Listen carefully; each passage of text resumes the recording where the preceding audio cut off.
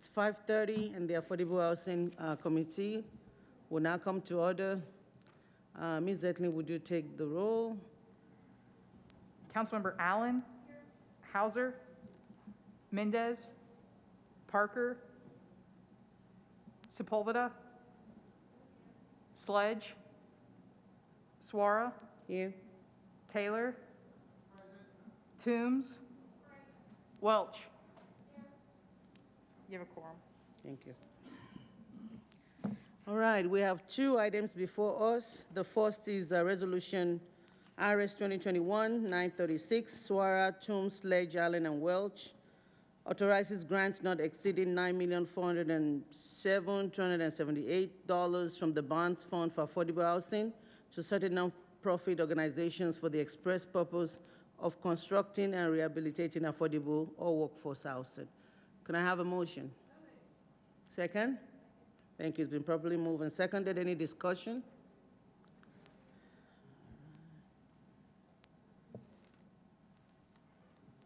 Are you for? Okay. Councilmember Allen. Thank you. Thank you. I just want to go on record as saying thank you to the administration for this almost $10 million being fully funded. I mean, I feel like we had a long discussion about having to impound half of it, and I'm just grateful for their support for the Barnes Fund and know that there's more funding coming and it's being used really well. Thank you.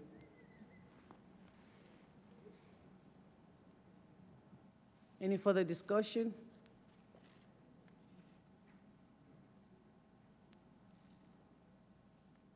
Is Ms. Davis here? All right.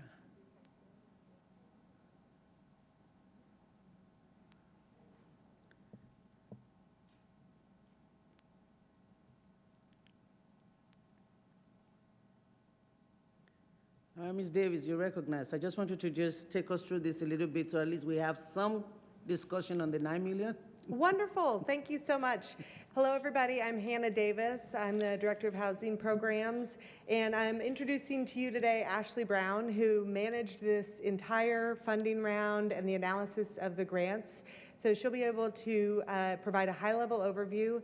In addition, you have the annual report printed out on your desks and in digital form as well, along with an analysis of all of the grants that are being considered here today. And all of the grantees are here and can answer any specific questions about their developments. Thank you. Hi, good evening. My name is Ashley Brown. I'm the Affordable Housing Program Manager in the Mayor's Office for the Barnes Fund specifically. With this round, we are proposing to award 7 of the 10 applications that were received during our fall 2020 round. We did extend the round to close in January of 2021 due to some current concerns about the referendum at the time. Once we were no longer concerned with that, we went ahead and moved forward, closed the application window, and went to an external review process where we had an external review committee review all of the applications, submit scoring, and those proposed approved applications were then sent to the Metro Housing Trust Fund Commission and awarded in the March and April 2021 meetings. The proposed units would fund $9,407,278 for 425 new units. 2 of those proposed organizations are doing home ownership options, and the rest are rental options as well. We are also excited because this particular investment of $9.4 million would leverage our investment almost 12 to 1, given some larger developments from this particular round. I'm happy to answer any specific questions about any of the applications that you have. You also have some descriptions of the actual programs that would be offered, as well as the amount for each organization and the addresses for each of the individual proposed developments. Thank you, Ms. Brown. Any further discussion? Any question? Hearing none, all those in favor say aye. Opposed, nay. Any abstention? The ayes have it, and motion carries. All right, the next item on the agenda is bills on second reading, BL 2021-725, Suara, amend section 2.149.040 of the Metro Code of Laws regarding the Barnes Fund for Affordable Housing. Can I have a motion, please? Second? Thank you. Probably moved and seconded. Any discussion? I should probably explain myself. What number is that, 1?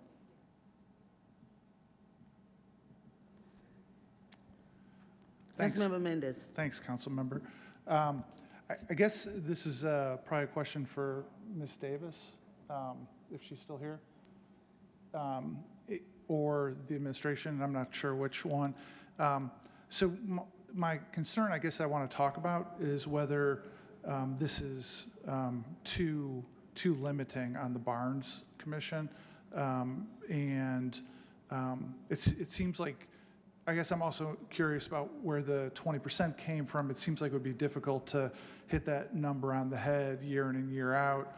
And so I don't know, I guess, necessarily what I'm asking. I'll boil it down to, does the administration or the city's affordable housing folks have a reaction to this?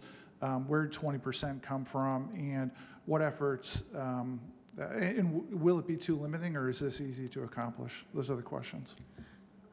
Before I let Ms. Ashley respond, I think it's proper for me to actually discuss the bill since I'm the sponsor and give a brief overview of where things came from. And basically, when you're looking at the task force and the work that we did this year, one of the things that came to light is that we have to do a better job of using so many tools in the toolbox and also be creative in how we use those tools. The other thing that also came to light is that even when we're looking at affordable housing, one of the areas that is very difficult to do is it with the 0 to 30% AMI, the very low income places where we don't have enough people in that area. The other thing that this is also purporting to do is that in talking to community members, there's a lot of small not-for-profits that wants to get in the affordable housing business, have a little lot, they want to do something. Some of them are mission-driven, but they're not able to because they have to compete with the larger organization. There currently is the 250,000 limits or pot of money that small organization can use, but that's just it. And so what this is basically trying to do is expand the pool, make sure that we have more non-for-profits that can get in there so that we can maximize the opportunity to do affordable housing, especially in those low AMI. What it also does when you look at the language of the bill is that it also includes capacity building. So it is for building, it is for rehabilitation, it's also for capacity building so that we have more people in the business of affordable housing. When we talk about the part of the task force, we're looking into getting for-profit in there. This is still limited to non-for-profit, and so it just expands what we're able to do. As to Councilmember Mendez' specific question, and I will let Ashley talk about that. In drafting this bill, I actually had meetings. Ms. Etlin and I, Ms. Davis and Ms. Brown, had 1 or 2 meetings where we actually flushed this out. I was going to do a $1 million budget. It was Ms. Brown that suggested that will actually exclude a lot of people that they thought needed to be in this group, and that's how we got to the $4 million organizational budget, but $1 million housing. We also make sure that we put a caveat in the bill to say that now we want small business to be involved in affordable housing, but that doesn't mean that we're just going to let everybody in. They have to qualify. And then the language also says that if we do not find qualified non-for-profit that meets this particular criteria, then we will use the other organization that we have. So there is a caveat in there that makes sure that it does not limit or does not stop the business of affordable housing, to make sure that they get to do what they need to do. But we want to expand the pool, we want to have more people in there, and we want to be able to get as many people in so many neighborhoods to be able to do that. So those are the premise for the bill, but I will let Ms. Brown or Ms. Davis chime in as well. Thank you, Councilmember Suara, for that thorough explanation of our thinking. I really appreciate that, and thank you for your question, Councilmember Mendez. The idea particularly behind setting aside money for these smaller organizations is yes, the Barnes Fund and all housing trust funds in general should be intentionally flexible. That is definitely something that we're always attempting to do in how we fund, to be able to be more nimble than using federal funds. That's part of the benefit of using municipal dollars. However, we do also need to, as the fund grows, be able to subsect that money to direct it where the most need is. I think as Councilmember Swore talked pretty eloquently to the need for building the capacity of smaller organizations to be able to get into the housing world, which is a very deep well of information, and it takes a lot of expertise in order to be successful. That's where capacity building comes in, with a reason that we expanded the budget primarily from a $1 million cap to a $4 million cap with a $1 million housing budget specifically, was not to preclude or preempt smaller organizations that may be very successful at programmatic outreach to communities. So some of the larger organizations that might be very successful programmatically but don't actually have a housing department or a specific dedication to housing set aside in their budget, but may want to use housing as a way to fulfill some of their mission. So that was the thinking there in dividing the two items in the budget and expanding the budget total for the budget cap. So some follow-up questions, thank you. Listen, I think this is a good idea that the commission would divide the money to different types of organizations. I know that's been an issue on the commission's minds for a lot of years. I'm still not sold on the idea of legislating that it be 20%. Right off the bat, it strikes me that by definition, if we're investing some of the Barnes Fund in capacity building, we're going ahead and saying that we're in the short term choosing to invest in fewer units in order to have more organizations in the long run. And I say this as somebody who served on a board of a small affordable housing provider that would fit in the category of a small affordable housing nonprofit here. But it is an active choice to build fewer units in the short run in order to capacity build. And I think there should be a direct conversation if that's the choice. And the other reason that I don't love it happening at the legislation level is it does seem like needs will vary from year to year. There may be a year where there's a big deal that's available or a couple of big deals available for the bigger organizations, and then this is a fairly arbitrary number at 20% that we're going with that may interfere. And I would personally prefer, I mean, I'm going to accept the will of the committee, of course, and the will of the council, obviously, but I'm just not entirely sold on why this is a thing to legislate at 20% rather than the commission that we appoint and support figuring it out and having more flexibility. And if you, I mean, that can either be a comment that you leave, or if there's a response, I'm happy to hear it. Thank you. May I respond, Councilmember Suara? Yes, please. So I think the idea behind initially legislating this on purpose and making an intentional choice in the way that this is worded is not to say that we are choosing to do less units, because as we know, units certainly matter. The way that it's written does not say exclusively that the funding set aside at that 20% would actually have to be used for capacity building. Capacity building is only one of the three options as far as creation, preservation, rehabilitation, and or capacity building. So capacity building hasn't been a part of what the commission has funded for the last 2 or 3 years. So we haven't been able to do that due to the limited amount of funding that we had in our funding pool, and I say we as a representative of the commission at this time. However, as the commission looks toward having hopefully a more sustainable, larger pool of money to subsect off, we do want to ensure that as much and as often we are facilitating the building of new units and creating more units available for folks in our community, that we're also enabling smaller organizations to grow in hopes that we are creating equity among those people who are building that housing, so that way it is more representative of the communities that they serve, because right now some of our largest organizations received capacity building assistance previously and early on in their careers in housing, and they were able to grow and flourish, but right now they dominate the field because they were the only ones to receive that. So we want to ensure that we're able to build the capacity of more organizations as we move forward and build more units in the future. And thank you. And Chair, just one other comment on that. I hear all that and I agree with all that. That would make me choose, if we're going to legislate something, legislate that the commission should support a very type of housing rather than who builds it. The reality is the bigger entities build large projects and not necessarily smaller, more neighborhood-friendly ones. Those are the ones that the smaller nonprofits tend to build. I might rather focus on the type of housing than who's building it. But again, I have a feeling a lot of people like this, so I will stop. Thank you.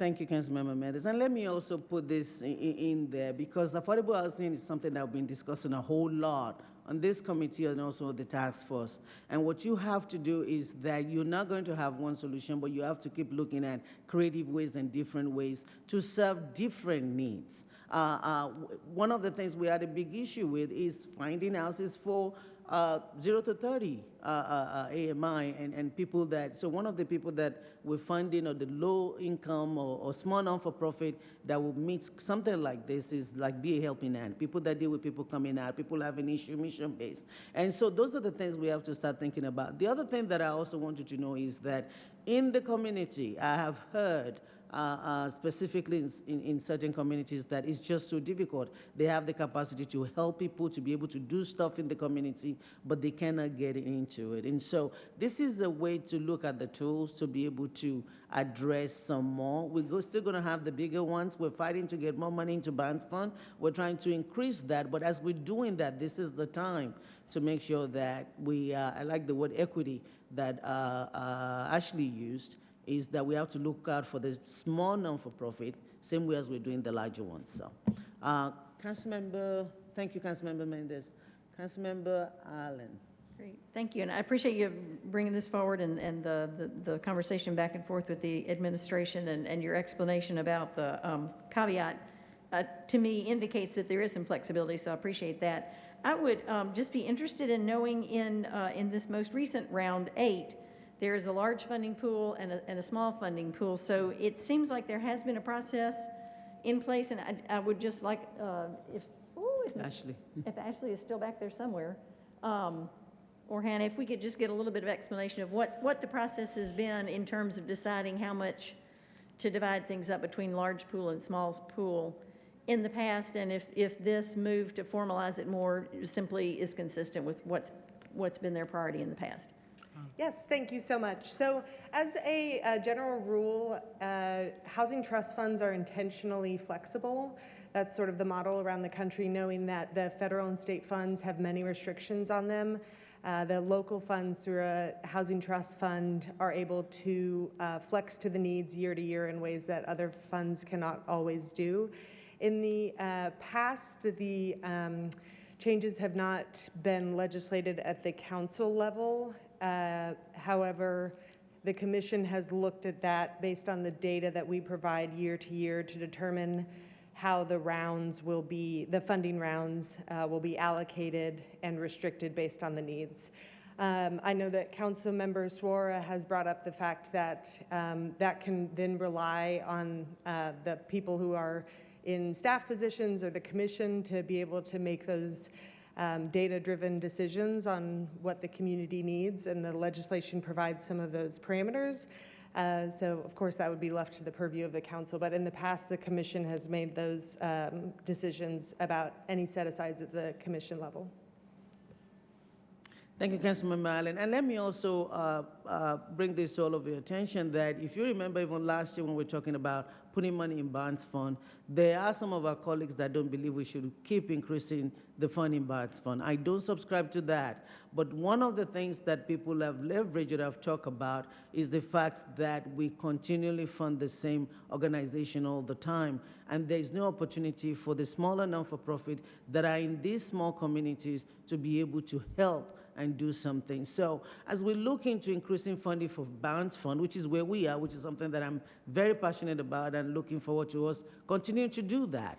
As the money is going up, we're not reducing it, it's hopefully continue to grow, then I think this is about time that we look into that. And I think it would be a good thing in my opinion. So I ask for your support. And like I said, I had the idea in my head, but I did not fine tune it until I met with Ms. Davis and Ms. Brown to be able to make sure that this is workable for the department and the commission before presenting it as a bill. So any other discussion?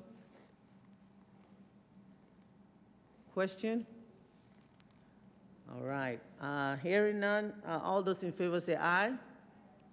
Opposed, say no. No? Against.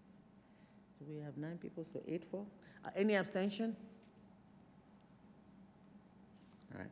Thank you. Motion carries. That is the last item on the agenda. I don't think we have anything else. With that, can I have a motion to adjourn? Thank you. All right, we're adjourned.